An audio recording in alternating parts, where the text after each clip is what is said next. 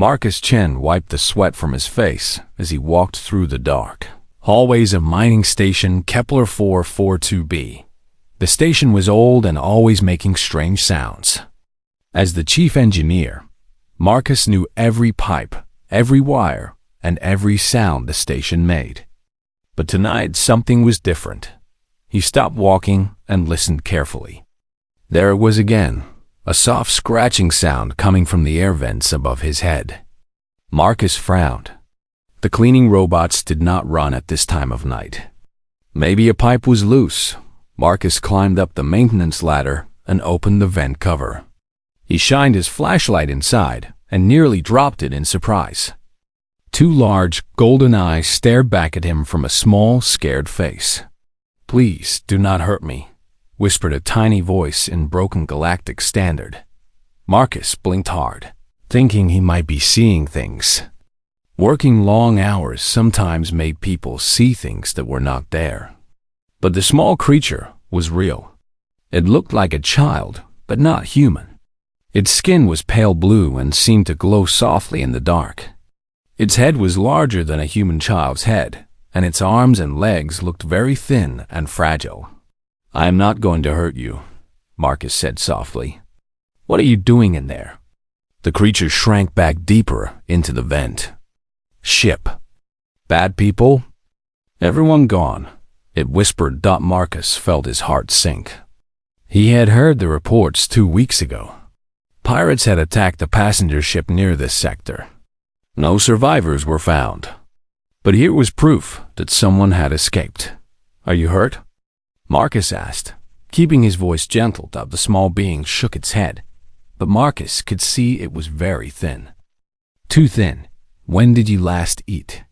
The creature held up 4 fingers, then seemed confused and held up 3. 3 days? 4 days?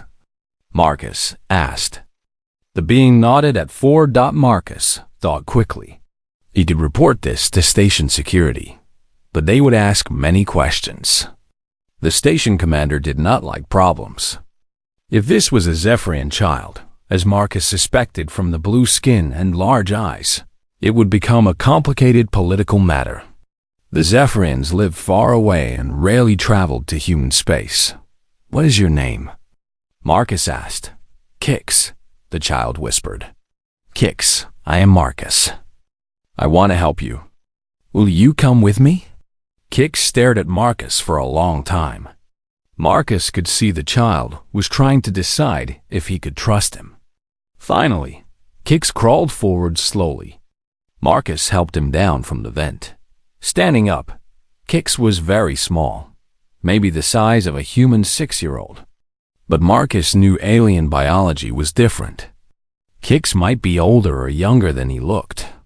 The child's clothes were torn and dirty. His feet were bare. "Are you hungry?" Marcus asked.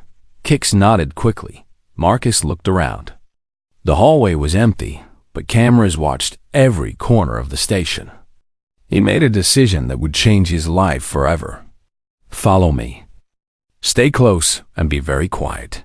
Marcus led Kix through back passages to his small apartment. It was not much, just a bedroom, a tiny kitchen, and a bathroom. But it was private.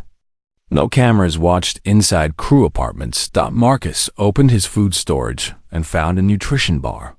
He broke it into small pieces and gave them to Kix. The child ate carefully, as if he was afraid the food might disappear. "Slow down," Marcus said. "There is more food. You are safe now." As Kix ate, Marcus studied him. The Zephyrians were known throughout the galaxy as one of the smartest species. They could solve complex math problems in their heads and understand technology that amazed other species. But they were also known to be very weak physically. Their home world was peaceful, with gentle weather and no dangerous animals. "Kix, where is your family?" Marcus asked. Kix stopped eating. His golden eyes filled with tears. "Gone. Bad people came to ship. Loud noises. Fire. Mother pushed me into escape pod. Said find help. Pod broke when it landed here. Marcus felt anger rise in his chest. Pirates who attacked passenger ships were the worst kind of criminals. They usually killed everyone to avoid leaving witnesses. The bad people hurt everyone on your ship? Marcus asked gently. Kix nodded, wiping his eyes. Mother said if anything bad happened, find humans. She said humans help people who need help. Marcus was surprised. Most species in the galaxy thought humans were dangerous. They called Earth a death world because it had storms, earthquakes, dangerous animals, and diseases. Other species thought humans were tough, but not very smart. They did not expect humans to be kind. Your mother was right, Marcus said. I will help you. He gave Kix water and more food. Then he found some of his old clothes. They were too big for Kix, but they were clean and warm. You can sleep on my bed tonight. Tomorrow I will figure out how to cure people. Kix looked confused. You help me? But you do not know me. Your people and my people do not trade much. Why help? Marcus sat down beside the small alien child. Because you need help. Because you are just a kid who lost his family. That is enough reason. Kix stared at Marcus with those big golden eyes. On Zephyr Prime, we help family first, then neighbors, then others from our city, then others from our planet. Helping strangers from other worlds. This is not common. Well, humans are different, I guess, Marcus said. We help people because they need help.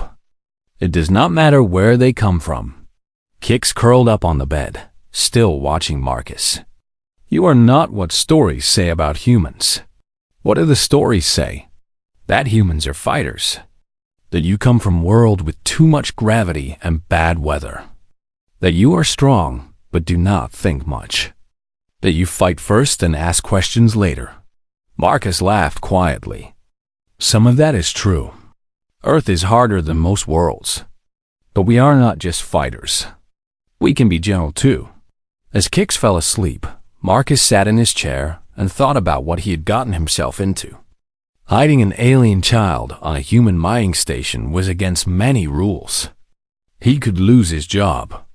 He might even go to prison. But looking at the small, peaceful face of the sleeping child, Marcus knew he had made the right choice. He would find a way to get Kix home safely, whatever it took. 3 weeks passed, and Marcus had settled into a strange new routine. Every morning, he would wake up early and bring food to Kix, who stayed hidden in his apartment during the day. Every evening, when the corridors were empty, Marcus would take Kix to the observation deck to see the stars. Kix was getting stronger and healthier. His blue skin glowed brighter now, and he had stopped looking so scared all the time. But Marcus was getting more worried each day. He had tried to send messages to Zephyr in space, but the communication systems needed special codes that he did not have. The station commander would have those codes, but Marcus could not ask without explaining why he needed them. Marcus, what is this? Kix asked one evening. He was pointing at a broken control panel that Marcus had brought to his apartment to fix. It controls the water recycling system on level 5, Marcus said. Something is wrong with it, but I cannot find the problem. Kix moved closer to the panel. He put his small hands near it, but did not touch it. His eyes grew brighter, and he tilted his head like he was listening to something Marcus could not hear. The problem is here, Kix said, pointing to a specific wire. And here. These two parts are fighting each other. They send signals at the same time, so the machine gets confused. Marcus looked where Kix was pointing. The child was right. It was a complex problem that had taken Marcus hours to understand, but Kix had found it in seconds. How did you know that? Marcus asked. I can feel the electricity, Kix said simply. It talks to me.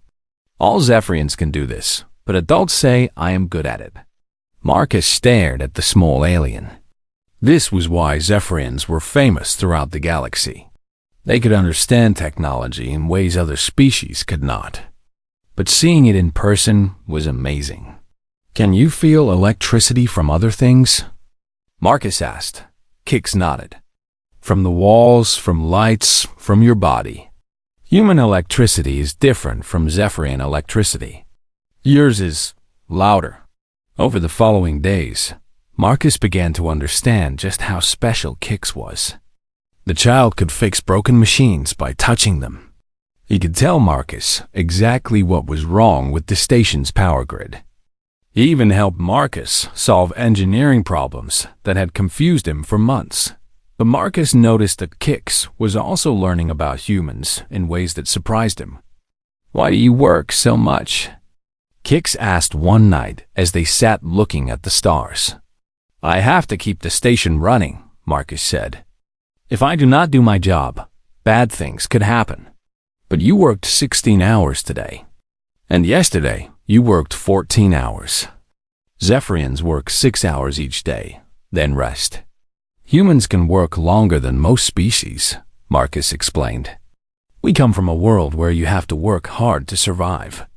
Kix was quiet for a moment.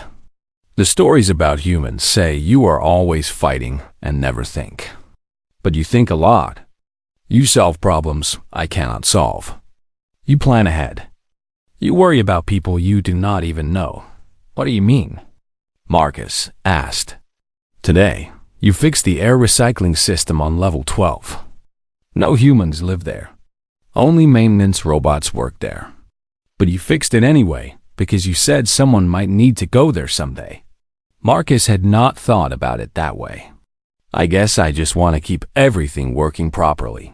Zephyrians think about family first, then neighbors, then others. But you think about people you might never meet. People who might need help someday. This is very strange to me." Marcus laughed. "Humans can be strange." But Kix was not laughing. "No, not strange. Different. Good different." The next week, Marcus made a mistake. He was so tired from working long shifts and taking care of Kix that he forgot to check if anyone was watching before he brought food to his apartment. Security Officer Janet Walsh saw him carrying 2 meal portions instead of 1. Marcus tried to act normal, but Janet was smart. She had noticed other small things too. Marcus using more water than usual. Marcus buying extra clothes from the station store. Marcus asking strange questions about long-range communications. That evening, Janet knocked on Marcus's door. "Marcus, we need to talk," she said. Marcus's heart pounded, but he opened the door. Janet walked in and stopped when she saw Kix sitting on the bed. "Wow," she said quietly. "That explains a lot." Marcus stepped between Janet and Kix. "Janet, I can explain. You are hiding a Zephyrian child," Janet said. "Do you know how much trouble you could be in?" "His ship was destroyed by pirates," Marcus said quickly. "He is just a kid. He needed help." Janet looked at Kix, who was trying to make himself as small as possible. "How long has he been here?" 3 weeks. 3 weeks? Janet's voice got louder. "Marcus, you should have reported this immediately. There are procedures for this kind of situation." "What procedures?" "Ship him off to some government facility? Let him become a political problem?" "He lost his family, Janet. He needed someone to care about him, not someone to follow procedures." Janet was quiet for a long moment. Then she sat down in Marcus's chair and looked at Kix. "What is your name, little one?" she asked gently. "Kix," he whispered.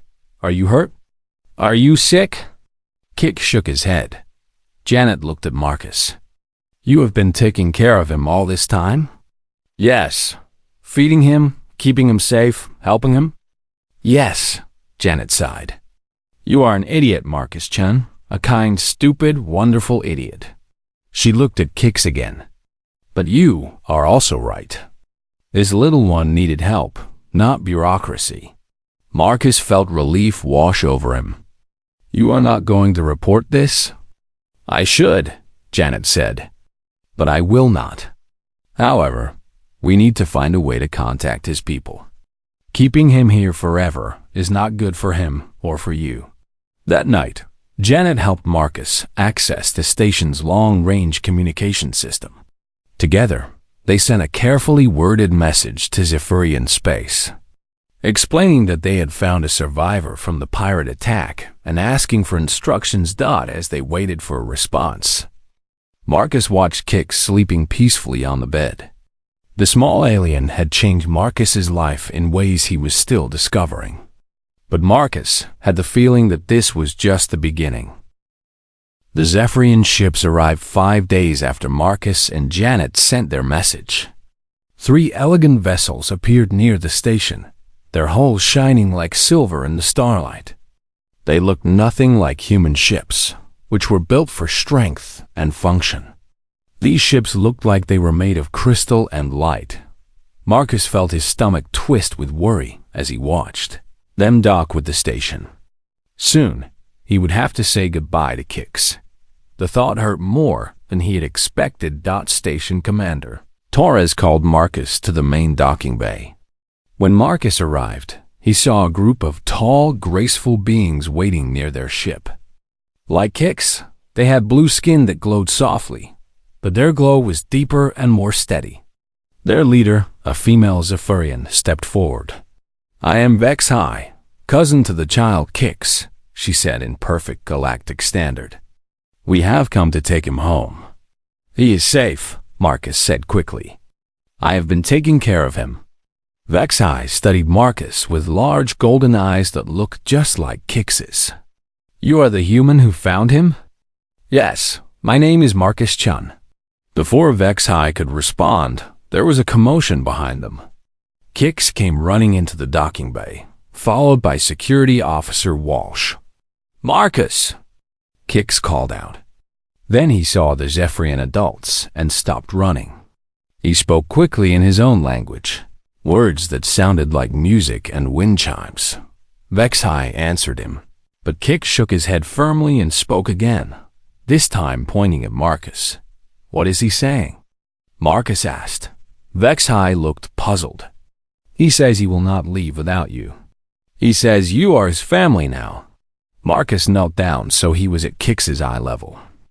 "Kix, these are your people. You need to go home with them." "No," Kix said in galactic standard, so everyone could understand. "You saved me. You took care of me. You are my family now. If I go, you go too." Marcus felt his heart break a little. "Kix, I cannot go to your world. I have work here. I have responsibilities." Kix turned to Vex High and spoke in his own language again, this time for a long time. As he talked, Vex High's expression changed from confusion to surprise to something that looked almost like fear. "What is he telling her?" Marcus asked Janet quietly. "I do not know, but look at their faces," Janet whispered back. The other Zephyrian adults were now listening carefully to Kix. Some of them stepped closer. A few made soft sounds that might have been gasps. Finally, Kix finished talking. Vex High stared at Marcus for a long moment. "The child tells interesting stories about humans," she said slowly. "He says you risked your career to save him. He says you worked extra hours to buy him food and clothes. He says you taught him games and stories, and that you made him feel safe when he was scared. Any decent person would have done the same thing," Marcus said. Vex's eyes grew brighter. "He also says you can work for 16 hours without getting tired. That you can lift heavy objects that would hurt a Zephyrian. That you fix broken machines with just simple tools. That you solved engineering problems by trying different solutions until one worked." Marcus shrugged. "Humans are good at fixing things. He says you were kind but also strong. Gentle but also tough. He says when you found him, you did not ask what species he was or where he came from. You just saw someone who needed help, and you helped." Marcus did not know what to say to that. Vex High spoke to the other Zephyrians in their musical language. They talked quietly for several minutes. Finally, she turned back to Marcus. "We have heard stories about humans," she said. Most species in the galaxy say you are warriors from a death world. They say you are strong but not very smart. They say you fight first and think later. But Kix tells us different stories. What kind of stories? Marcus asked.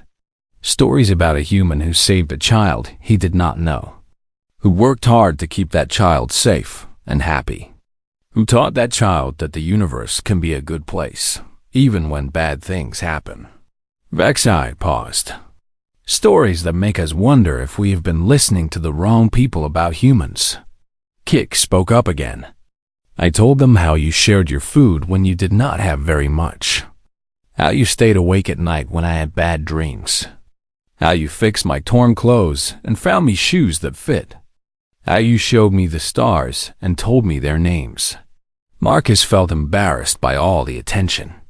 It was not anything special. To us, it was very special, Vexai said. Zephyrians value intelligence and logic above all things. We make decisions based on careful thought and analysis. But Kix says you make decisions based on what is right, not just what is logical. This is unusual to us. Commander Torres stepped forward. If you are ready to take the child, we can complete the transfer papers. But Vexai held up one slender hand. There is a problem. Kix refuses to leave without his human protector. In Zephyrian culture, when someone saves a child's life, they become part of that child's family. Kix considers Marcus to be his brother now. But I cannot leave the station, Marcus said. And we cannot force Kix to leave someone he considers family, Vexai replied. This creates a difficult situation. They talked for another hour, but no one could find a solution. Finally, Vexai said they would have to contact the Zephyrian government for guidance. The Zephyrian ship stayed docked at the station for 3 days. During that time, Marcus noticed that the adult Zephyrians watched him carefully. They seemed fascinated by the way he worked, the way he solved problems, the way he interacted with Kix. On the 3rd day, Vexai came to find Marcus in the engineering section. We have received a message from Zephyr Prime, she said. The Prime Coordinator herself wishes to speak with you. The Prime Coordinator? Marcus asked. Who is that? The leader of our world, Vexai said. Also, Kix's mother. Marcus nearly dropped his tools. Kix's mother is the leader of your entire planet? Yes. Kix was traveling to arrange a trade agreement when the pirates attacked. His loss has been deeply felt by our people. That evening, Marcus stood in the station's communication center as a holographic image formed in front of him. The being who appeared was clearly Kix's mother. She had his same golden eyes and the same gentle expression. But she also had an aura of power and authority that made Marcus want to stand straighter. Human Marcus Chun, she said in a voice like silver bells. My son tells me extraordinary things about your species. I find myself curious about these stories. Your Excellency, Marcus said, not sure of the proper way to address her. My name is Lirai, she said simply. Kix tells me you have treated him as your own child. Is this true? I just did what anyone would do, Marcus said. No, Lirai said firmly. Most beings would have followed proper procedures. They would have turned him over to authorities immediately. They would have treated him as a problem to be solved, not a child to be protected. Marcus did not know what to say. Lirai was quiet for a moment. Then she said something that changed Marcus's life forever. My mother wants to meet you, human, came a small voice from behind Marcus. He turned and saw Kix standing in the doorway, smiling. Marcus looked back at the hologram. Lirai was also smiling. Yes, she said. I would very much like to meet the human who saved my son and showed him that the universe contains more kindness than we had thought possible. Will you come to Zephyr Prime as our guest, Marcus Chun? Marcus stared at her, his mouth open. He was going to visit an alien world. And somehow, he knew that this invitation would change everything. The journey to Zephyr Prime took 10 days aboard the Zephyrian ship, singing light. Marcus had never traveled on an alien vessel before, and everything amazed him. The walls glowed with soft light that seemed to come from within the material itself. The floors felt warm and alive under his feet. Even the air tasted different, cleaner, and somehow more peaceful. Kix was happy to be going home, but he stayed close to Marcus during the journey. The adult Zephyrians were kind but formal. They watched Marcus with curious eyes, as if he was a puzzle they were trying to solve. They have never seen a human before, Kix explained one evening as they sat in the ship's observation room. Most Zephyrians never leave our world. We trade with other species, but we do it through intermediaries. You are the first human to ever visit Zephyr Prime. That makes me nervous, Marcus admitted. Do not be nervous, Kix said. My mother is wise and fair. She will like you. But when they arrived at Zephyr Prime, Marcus's nervousness grew. The planet was beautiful beyond description. Cities that looked like they were made of living crystal rose from vast gardens. Rivers of pure water flowed between buildings that seemed to grow from the ground like trees. Everything glowed with soft, natural light. The ship landed at the capital city, and Marcus followed Kix and Vexhai through streets filled with watching Zephyrians. Word of their arrival had spread quickly. Hundreds of tall, graceful beings lined the pathways, their golden eyes fixed on Marcus. They are not being rude, Kix whispered. They are just curious. Many of them have never seen a being from a death world before. Marcus tried to walk normally, but he felt clumsy and heavy compared to the elegant Zephyrians around him. His shoes made too much noise on their smooth walkways. His breathing seemed too loud in the quiet air. They reached a massive building that looked like it had been grown rather than built. Vexhai led them inside, through corridors that twisted and curved like the inside of a seashell. Finally, they came to a huge chamber with walls that rose so high Marcus could not see the ceiling. The chamber was filled with Zephyrians. They sat on curved ledges that grew from the walls, hundreds of them watching silently. At the center of the chamber, on a raised platform, sat Lirale. She was even more impressive in person than she had been in the hologram. Her presence filled the room like music. When she spoke, everyone listened. "Welcome to Zephyr Prime, Marcus Chun of Earth," she said. Her voice carried clearly through the chamber without seeming loud. "You are the first of your species to stand in this place." Marcus bowed, not sure what else to do. "Thank you for inviting me, Prime Coordinator. Please, call me Lirale. Formality has its place, but you saved my child's life. That makes you family." Kix ran to his mother and hugged her. She held him close, her eyes closing with relief and joy. When she looked at Marcus again, there were tears on her face. "My son tells me wonderful stories about humans," she said. "But stories can be wrong or incomplete. I would like to know the truth about your species. Will you help me understand?" "I will try," Marcus said. What followed were 3 days of questions, tests, and challenges unlike anything Marcus had ever experienced. Lirale and the Zephyrian Council wanted to understand how humans thought, how they solved problems, how they made decisions. They showed Marcus complex mathematical problems and watched how he approached them. Unlike Zephyrians, who could see the solutions immediately, Marcus had to work through them step by step, trying different approaches until he found one that worked. "Inefficient," one council member observed. "But persistent," Lirale replied. "He does not give up when the first method fails." They presented him with moral dilemmas, situations where there was no clearly right answer. The Zephyrians expected him to analyze all possibilities and choose the most logical solution. Instead, Marcus often chose based on what felt right, even when he could not explain why. "Illogical," another council member said. "But guided by something we do not fully understand," Lirale mused. Human intuition appears to be more complex than we thought. On the second day, they took Marcus to a simulation chamber where he faced virtual challenges. Some required physical strength, others mental flexibility. The Zephyrians watched in fascination as Marcus adapted to each new situation in one simulation. He had to rescue people from a burning building. The Zephyrians had calculated the most efficient route, but Marcus ignored their suggestions. Instead, he went back into the building multiple times to make sure no one was left behind, even when it put him in danger. "Why did you do that?" a council member asked afterward. "Our calculations showed that 3 more people could be saved if you followed our plan."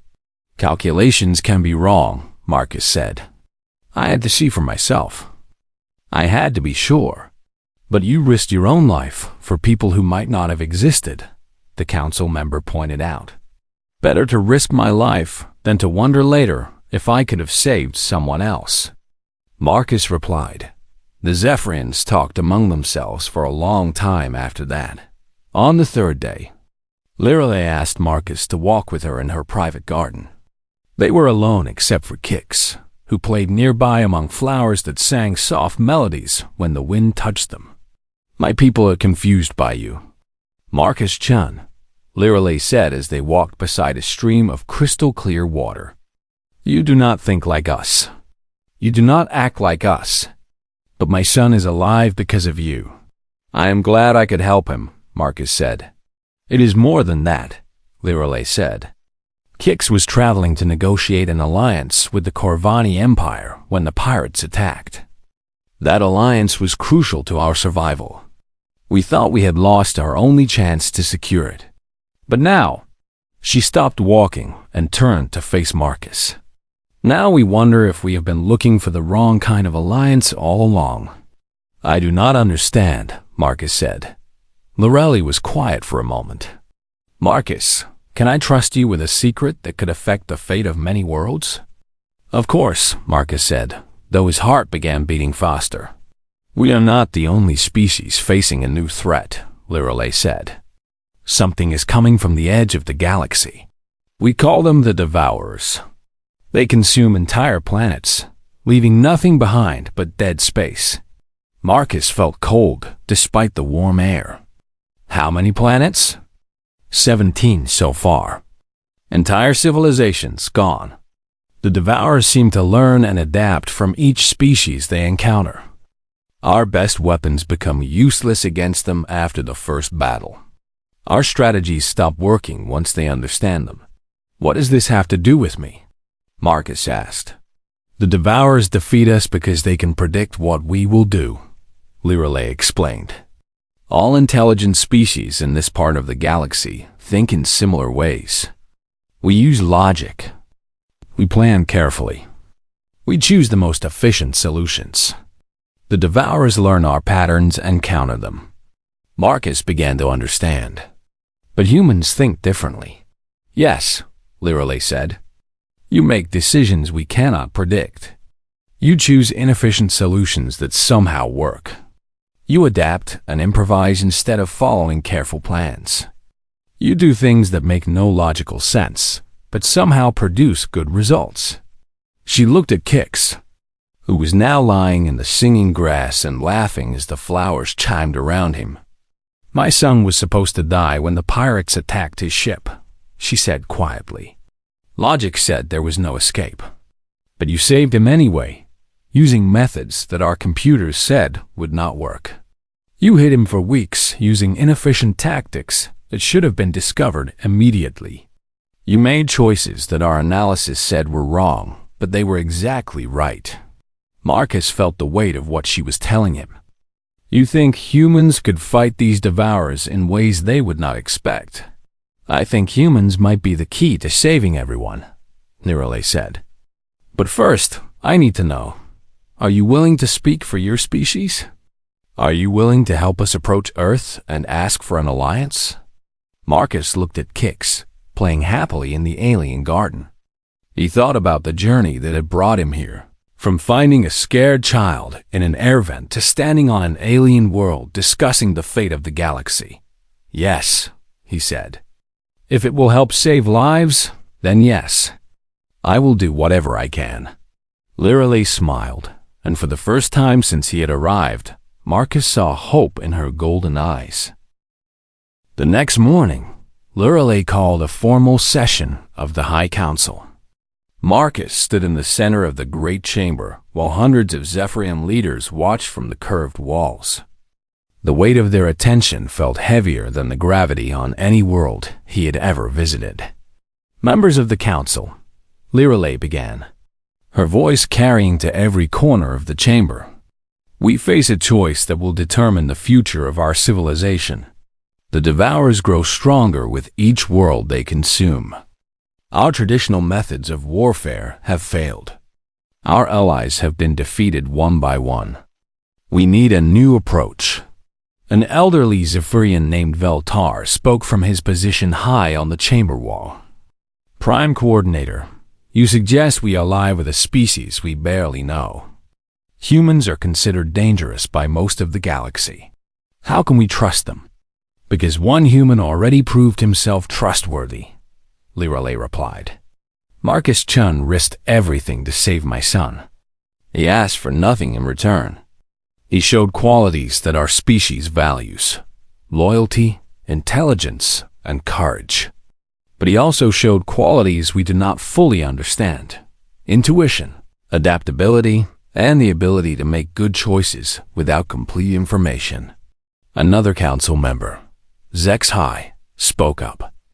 But this human is only one individual. How do we know others of his species share these traits? Marcus had been listening to the debate for an hour, but now Lirale looked at him. Marcus, the council needs to understand your people better. Can you help them see what humans are truly like? Marcus took a deep breath. He was not a diplomat or a politician. He was just an engineer who had tried to help a scared child. But now the fate of worlds might depend on his words. Honorable council members, he began, I cannot speak for all humans. We are not all the same. Some humans are selfish. Some are cruel. Some make bad choices. He paused, seeing surprise on some faces. They had expected him to only say good things about his species. But most humans, he continued, share certain beliefs. We believe that protecting those who cannot protect themselves is more important than following rules. We believe that trying to do the right thing matters more than being successful. We believe that taking risks to help others is better than staying safe and doing nothing. Veltar leaned forward. You admit that humans can be cruel and selfish. Why should we trust such a species? Because when humans are at their best, they are very good, Marcus said simply. And when faced with a threat to innocent people, humans tend to be at their best. Marcus thought about his home world, about the stories he had heard growing up. When disasters strike on Earth, humans travel from all over the planet to help strangers. When one group of humans is threatened, others will fight to protect them even if they gain nothing from it. When humans see suffering, many of them cannot rest until they try to fix it. He looked around the chamber at all the watching faces. I know this because a Zephyrian child needed help, and I could not ignore that need. It did not matter that he was from another world. It did not matter that helping him could get me in trouble. It only mattered that he needed someone to care about him. But humans also wage war against each other, Zex High pointed out. Your species has a history of violence. Yes, Marcus admitted. But humans usually fight about ideas, about how to make life better, or how to protect people they care about, or how to make the world more fair. We fight because we care deeply about things, not because we enjoy hurting others. Lirale spoke again. The question before us is simple. Do we believe that human unpredictability could succeed where our logical methods have failed? The council debated for hours. Marcus listened as they discussed human psychology, Earth's military history, and the tactical implications of humanity's chaotic thinking patterns. It was strange to hear his species analyzed like a mathematical problem. Finally, Veltar called for quiet. Prime Coordinator, if we proceed with this alliance, what exactly are you proposing? Lireley stood and activated a holographic display that showed the galaxy. Red dots marked the worlds the Devourers had already consumed. Yellow dots showed worlds currently under attack. There were far too many of both colors. I propose that we send Marcus Chun to Earth as our official ambassador, she said. He will explain the situation to the human governments and ask if they are willing to join a galactic alliance against the Devourers. And if they agree? Zexai asked. Then, we provide humans with our technology and our intelligence about Devourer tactics. In return, they provide us with military strategies that the Devourers cannot predict or counter. Marcus felt his heart pounding. Prime Coordinator, I am honored by your trust, but I am not a diplomat. I am just an engineer. Exactly, Lireley said with a smile. You are not trained in the formal ways of interspecies relations. You will speak to your people honestly and directly. You will tell them what you have seen here, what you have learned about the threat we all face, and why we need their help. She gestured to the holographic display. You will also tell them that the Zephyrians are offering them something no other species has ever received, a partnership between equals. We will share our knowledge freely. We will treat Earth as a valued ally, not a subject species. The vote, when it came, was closer than Marcus had expected. But it passed. The Zephyrian High Council officially approved the alliance proposal. After the session ended, Marcus walked with Kix through the crystal gardens of the capital city. The small Zephyrian was excited about the prospect of visiting Earth, but Marcus felt overwhelmed by the responsibility he had accepted. Are you worried? Kix asked. Yes, Marcus said honestly. What if Earth's governments do not want to get involved? What if they think it is too dangerous? Then you will convince them, Kix said with confidence. You convinced my mother. You convinced the High Council. You will find a way. How can you be so sure?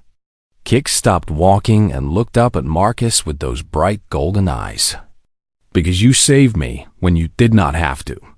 Because you taught me that the universe can be kind. Because you showed my people that humans are not just warriors, but also protectors. He smiled. And because you are my big brother now. Big brothers always find a way to protect their families. Marcus felt tears in his eyes. In trying to help one scared alien child, he had somehow become the bridge between two species. It seemed impossible, but it was real. 3 days later, Marcus stood on the bridge of a Zephyrian starship as Earth grew larger in the view screen. The ship carried a formal diplomatic mission, advanced technology that humanity could use against the Devourers, and detailed intelligence about the enemy threat. But most importantly, it carried a story. The story of a human engineer who had risked everything to save an alien child, and an alien civilization that had decided to trust humanity based on that single act of kindness. Are you ready? Asked Vexai, who served as the mission's official diplomat. Marcus thought about Kix. Safe now with his mother on Zephyr Prime, he thought about the Devourers, spreading across the galaxy like a disease. He thought about all the innocent beings who would die if this alliance failed. Yes, he said. I am ready. As the ship entered Earth's atmosphere, Marcus knew that his old life as a simple mining station engineer was over forever. But his new life as humanity's first galactic ambassador was just beginning. And somewhere in the Zephyrian ship's quarters, among his few possessions, was a small handmade toy that Kix had given him. It was carved from Zephyrian crystal and shaped like a human figure with arms outstretched in welcome, a reminder that sometimes the smallest acts of kindness can change the fate of worlds. The universe was about to discover what humans could accomplish when they fought not just for themselves, but for everyone who needed protection. And it all began with a whispered question from a frightened child in a dark ventilation shaft. Please, do not hurt me. Marcus had not hurt him. Instead, he had saved him. And in saving Kix, he had saved them all.